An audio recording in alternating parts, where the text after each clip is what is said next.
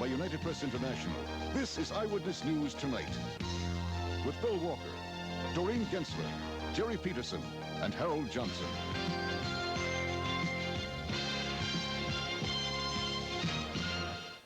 Good evening. A Statesville woman is in jail tonight charged with murder. 36-year-old Sarah Wimberly Chatham arrested this afternoon and charged with killing her boyfriend, 43-year-old Daniel Lohman. He was found dead in her home in Statesville about 4 o'clock. He'd been shot once in the chest. Chatham is being held in the Iredell County Jail. The shooting was apparently the result of an argument. Getting to the scene of an emergency is never easy, especially for fire trucks who are often at the mercy of motorists. Today, a fire truck collided with a car on Statesville Avenue in Charlotte, and the people involved say they're just lucky that nobody was hurt. Channel 9's Audrey Barnes was at the accident today. Bill, the fire truck was heading to a shooting when the accident occurred. No one was injured in the accident, but it has focused attention once again on the importance of safety regulations for emergency vehicles. The car was stopped on Statesville Avenue waiting for traffic to clear before making a left turn. The driver says just as she started the turn, a fire truck passed her on the driver's side and plowed into her car. I didn't hear the siren before I turned, or in fact, I didn't see the truck at all. I didn't know whether it was coming from this direction or that direction. I did not hear the siren. I do believe as we were attempting to make the turn, the siren was probably put on the same time. Fire department investigators were on the scene within minutes, trying to piece together exactly what happened. The fire truck driver says he left the 28th Street station with the siren on, heading for a shooting, and had only traveled a few blocks before running up on the stopped car. In this particular case here, this car was stopped, and the fire truck was going around, and the car pulled out in front of it. So when a car is stopped like that, a fire truck has no other recourse than to go around it. In layman term, it was a freak accident. The fire department could have helped us avoid this. I do believe that an emergency vehicle should act, but one's life should not be put in danger simply because they're going to another what supposedly have caused an emergency. Chief Widenhouse says the Charlotte Fire Department has an excellent accident record, but in a job when seconds count and lives are at stake, accidents are bound to happen. While fire trucks on the way to an emergency have almost carte blanche on the roads, Chief Widenhouse says they do try to maintain safe speeds and watch out for motorists and pedestrians. They say they can save valuable time if people will yield the right-of-way when they see the truck coming. And in this case, what's going to happen next? Well, because there is a discrepancy about the sirens, both police and fire officials are investigating. It's a pretty serious offense to ignore the sirens, but it may be even worse if you travel to an emergency without those sirens. Okay, thank you, Audrey. A Concord woman was hurt tonight when her car overturned in the median of I-85. That accident happened near Graham Street in Charlotte. According to the Highway Patrol, Diane Simpson was apparently trying to avoid a car which had pulled out in front of her. She slammed on her brakes and skidded into the median. Simpson was taken to Charlotte Memorial Hospital where she was treated and released. 6 people were killed and 6 others were hurt in a traffic accident in East Texas this morning. A Trailways bus slammed into the back of a tractor-trailer truck. It was still dark when it happened and the road was slick because of rain. Both the bus and the truck plunged down an embankment after the crash. The bus was damaged so badly that the victims had to be cut from the wreckage. They are still cleaning up a lot of damage tonight from fire at a South Carolina paper warehouse this morning. It happened at the International Paper Company in Georgetown about 10:30 this morning. Firefighters battled the flames for 2 hours before getting them under control. The warehouse had rolls of paper stored for shipment. A company spokesman says that only a firewall between the warehouse and the company's paper machines kept the flames from spreading. No estimates so far of the damage. Nobody was hurt. In Charlotte, somebody set fire to a bag of mail today. A postman found the remains of the mail sack this morning behind a building on Park Road. The bag had been left by a Charlotte company to be picked up and shipped out. The thief apparently stole some of the letters and burned the rest. No incoming local mail will be affected. Postal officials say the bag should not have been left out in the first place. And authorities are still looking tonight for the man who held up a Charlotte bank this afternoon. The Southern National Bank on Archdale Drive was robbed around 4:30. The suspect walked into the bank and told the teller he wanted to cash a check, and then he pulled out a sawed-off shotgun and demanded money. The teller gave him 10s and 20s. The man got away on foot. There were no customers in the bank at the time, and nobody was hurt. The Vatican says a dramatic debate over capital punishment will be the result of today's execution in Florida. Convicted murderer Robert Sullivan was put to death today after 10 years of appeals ran out. Not even the Pope could convince Florida Governor Bob Graham to stop the execution. Before the switch was thrown on the electric chair, Sullivan read from the Bible and urged fellow inmates on death row not to give up hope. In Charlotte, Catholic school children paused this morning to pray for Robert Sullivan just as he was being executed. There is a bomb in Gilead. Father Kelleher of Assumption Catholic Church and School called the students into the sanctuary at 9:55 this morning, the scheduled time of Sullivan's electrocution. At exactly 10 a.m., the priest began his prayer. From this world, Christian soul, in the name of God the Father Almighty, who created you. In the name of Jesus Christ, the Son of the living God, who suffered for you. Father Kelleher said the service today was not an effort to express any views about capital punishment. Students said they felt angry and sad that Sullivan had to die and that he had murdered someone else. There's no improvement tonight for an 8-month-old baby from South Carolina who was shot on Sunday. Erica Miles is still in critical condition at Charlotte Memorial Hospital in the intensive care unit. She was shot at her aunt's house in Jefferson, South Carolina. Police have arrested the aunt's boyfriend, an off-duty police officer, and charged him with a shooting. A minister in Hickory is preparing to fight that town's pornography businesses. Reverend Darrell Webb is calling it the porno plague, and he says the only cure is a massive cleanup before prostitution sets in. Webb is forming a group called Citizens for Decency. Their target will be places like the Center Adult Theater downtown, 2 adult bookstores, and an X-rated drive-in movie.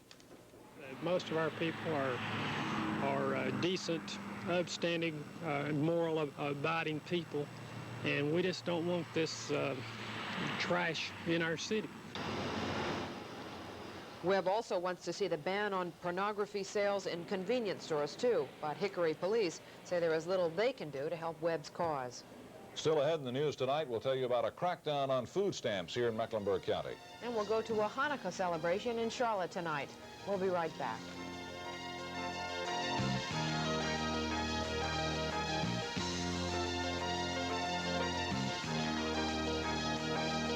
That the Social Services Department wants more money from the County Commission to crack down on food stamp fraud in Mecklenburg County. $50,000 is the price tag on the fraud crackdown. It is one of dozens of requests for more money that the County Commission will hear tomorrow morning at a special budget meeting. County Commission Chairman Fountain Odom says getting tougher with folks who cheat the food stamp program out of thousands of dollars is a high priority for next year's Mecklenburg County budget. County Manager Jerry Fox says today he's going to announce a major reorganization in Mecklenburg County government next week. That county shakeup comes after the resignation of Assistant County Manager Nathan Alberti earlier this year. At the time, Alberti's finance department was under investigation by the district attorney for possible price fixing on county contracts. Sources tell Eyewitness News that the county may not hire a county manager to replace Alberti, so Fox can keep a closer watch on the county's finances. Sources say other officials will divide up the rest of Alberti's old duties. Fox's only comment today is that a reorganization is likely. The Jewish holiday, Hanukkah, begins today, and students at Temple Israel in Charlotte held a special ceremony tonight. It began with the lighting of candles, one for each night of the 8-day celebration. Then they sang hymns and later exchanged gifts. Rabbi Richard Rockland says many Jews do not enjoy the same kinds of religious freedom in other places. There are many Jews throughout the world who don't enjoy religious freedom. And there are many citizens throughout the world, human beings, who are being denied this basic right. So we as Jews affirm that right for all mankind tonight. The holiday will be celebrated through next Wednesday. One of the biggest holiday displays in this area will be at Heritage USA, the PTL resort down in South Carolina. They've spent $250,000 on decorations, and the folks at PTL are expecting 500,000 people to drive through this year for a look at all the lights. The display stretches for several miles at Heritage USA near Fort Mill, South Carolina. Well, it's looking from Jerry's map like it's going to be a cold one tonight. And we've got the forecast next from the Channel 9 Weather Center. Stay with us.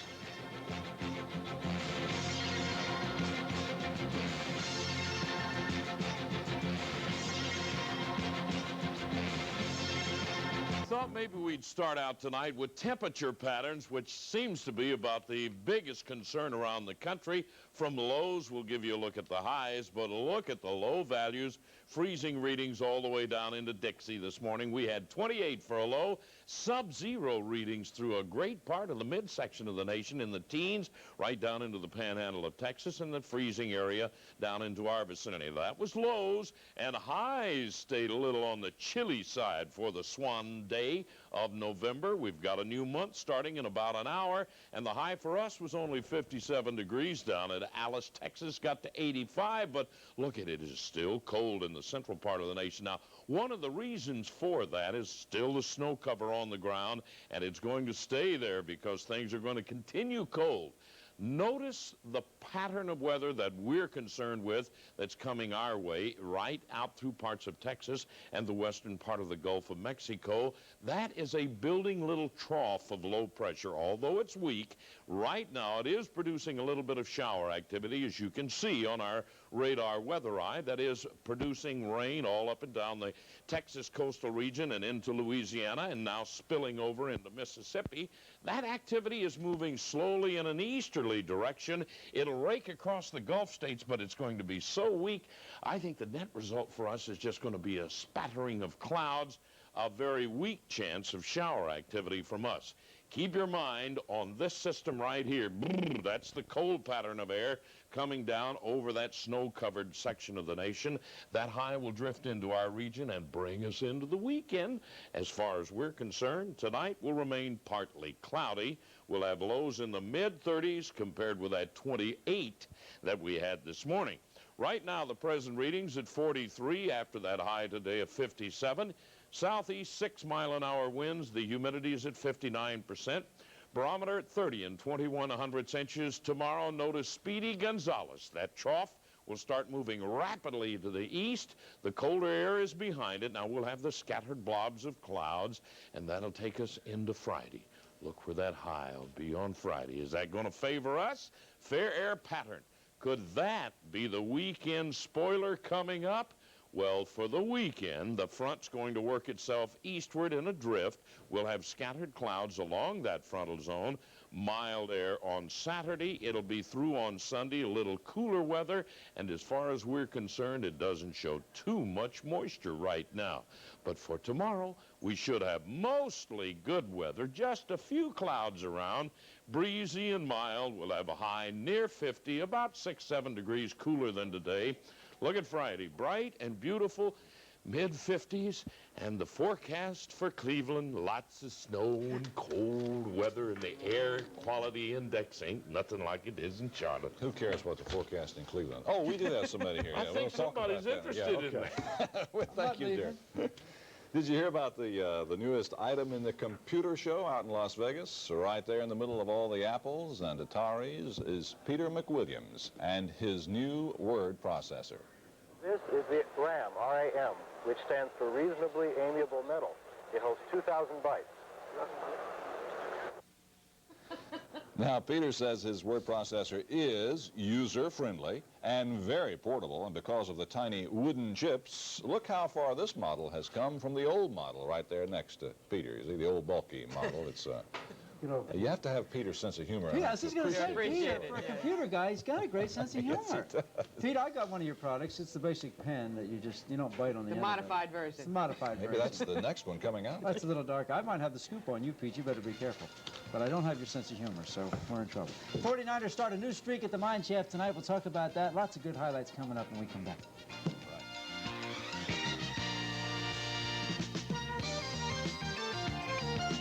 Another streak at the mine shaft tonight. Went right down to the wire with this one. They beat Missouri St. Louis 75-73. Melvin Johnson saying, gentlemen, let the man with experience take over. 6 seconds left. He hits the game winner. Randy Davis had 14 for Hal Whistle's Niners. Hustle ball on the floor and working hard tonight. 0-0 with a shot right here. This is Melvin. Banks at home. Nicely done, Melvin. He delivered with 17 tonight, but saved the best for last. Leroy Smith. Where are you, Leroy? Number 50. Turn around, spin around, throw it up any way you can. Just get the basket. Coming back again. It's Davis one more time, fighting for it, working hard. Yeah, drive it in there. I like that move. And Emery Atkinson, we got to get in here somewhere. Where's the shot? The jumper right here. It's around, and it's in. And the 49ers win it 75-73. Duke, the Blue Devils are 2-0 as they beat William & Mary tonight, 70-68, the final there. The Tigers of Clemson up their record to 3-0, 71-67 winners over the Paladins from Furman. Third-ranked Georgetown over Morgan State tonight, 91-38. We're checking to see if indeed Morgan State did play the second half. We've got our investigative reporter looking at. Eighth-ranked Houston over Mississippi State, 68-62, the final in that game. Sixth-ranked Memphis State over Middle Tennessee, 74-47. Did they play the second half? Louisville and Purdue, look at this one now. Purdue wins it 90-83 in overtime. Seventh-ranked Cardinals go down 90-83. The Carolina Classic tipped off tonight at the Winthrop Coliseum in Rock Hill. 3 games. The Bears of Lenore-Rhyne win, the Sabres of Barber Scotia win, and the Bulldogs from Gardner-Webb. All coming up on the plus side. Brett McMillan has the highlights. Lenore-Rhyne broke open a close game with a 20-4 spurt over the last 5:50 of the first half. Jeff Jones, number 22, shared scoring honors with James Johnson at 20 points, and Jerome Branch with a big dunk had 19. Michael Damon led Livingstone in a losing cause with 24 points. Lenore-Rhyne comes away an 88-76 winner. Barber Scotia put their shot-blocking skills on display in Game 2. They had 9 of them, and it also helped key their fast break. Derek Knox had 19 points to lead Wingate and had them in a tie with less than a minute to go. But the winning points came from a Sabre as Jerry Robinson hit from 8 feet out with 27 seconds left to break a tie and give Barber Scotia a 61-58 win. Height was the difference in game number 3 as Gardner-Webb's Eddie Wilkins kept things interesting inside with 16 rebounds and 16 points. Overall, the Bulldogs out-rebounded Smith 48-34. Ben Davis led all scorers with 19 points as the defending champion Bulldogs advanced with an 82-64 win over Johnson C. Smith. Roosevelt Magruder led the Golden Bulls with 18 points. Action continues tomorrow with 3 more games on tap. Starting time for the first game is 5 o'clock. Brett McMillan, Channel 9 Sports in Rock Hill. Vicious jam. In his 23-year coaching career at North Carolina, Dean Smith has never redshirted a player. That might change with injuries to Warren Martin and Curtis Hunter. Martin is still having knee problems, while Hunter had surgery for a broken foot. He can't seem to get it right. He had that last August, so the red shirts could be flying there. Go get 'em, Cats. Western Carolina will try this Saturday against Holy Cross. The NCAA Division I 2A playoffs for Coach Bob Waters and his team. Gentlemen, this is what it's all about. Certainly exposure, the opportunity to go for a national championship, team recognition, individual recognition for the players, and just a lot of good things for us. And I'm serious about a lot of extra work. You know, it's not like preparing for a bowl where you get ready for one game and you build up to that one game. You got to work week by week, working in a playoff situation, trying to feel like in an NFL season, playing 4 extra games. You know. The dream of a national championship still could be alive in North Carolina. Billy says, all right. Rusty Wallace is Cliff Stewart's choice to take over the number 88 car. The 3-year deal was firmed up today. Gatorade, once again, will sponsor that team next year. The team will run in all 30 races as they go for the points championship. A little baseball here. Grady Little will be back next season, manager of the Charlotte O's. He'll also have a full-time pitching coach. I think that's going to make Grady feel pretty good, too, working with the team. Manny Mendoza will be with the club also for the first half of the season. What about the talent for Grady? We can talk about one guy that's going to be in Charlotte. His name is Kenny Gerhardt. At Hagerstown last year, Kenny crushed 31 dingers and swiped 30 bases. So the kid can hit with power and also run with the bases as well. The Sixers beat the Hawks tonight, 122-110. The doctor, he doesn't have to be spectacular every night. He can say, gentlemen, I can hit from about 15 with shots like this. If you're a coach, you can get excited in the game. Billy Cunningham, I'd have to say that Bill's excited. You know how he reaches in his pocket a lot and pulls out the stuff? I think it's little Sensens that you chew for your breath and everything. But Billy, as you can see here, is excited. All right, back to work, gentlemen. It's over. Billy's calmed down a little bit. Clem Johnson, here's a Johnson. That's the way the Johnsons. They don't get that fancy. They just get the job done. I like that. The Boston Celtics were a winner tonight. They beat San Antonio by a score of 130-106. Billy, giving it this. Billy was probably just saying, hey, where are you eating tonight, Ref? He protected the jacket tonight. He did. Kept the jacket he had double stitching on his jacket. I understand that since Red Auerbach tore one off his back. He needs it. Thanks. Okay, thank you, Harold. Okay. Good sports tonight. Well, this is my last eyewitness newscast. The last time I'll say goodnight. I'm leaving Charlotte to take a job as a news anchor in Cleveland, Ohio. I want to say goodbye, and I also want to say thank you. A lot of you folks out there have given me a lot of support over the past 3.5 years. It's been an honor to be here every night, and it's also Been a real honor to work with a terrific news team, especially Bill Walker, who I have learned a lot from working with. Meg McDonald is going to take my place beginning tomorrow. I think she's going to do a terrific job. You will be missed by a lot of people. This is a classy lady on and off camera, and when you conquer Cleveland and wherever, you'll always have a place here. Thank you. Good luck. Thanks a lot. Good night. Good evening. I'm Ted Koppel.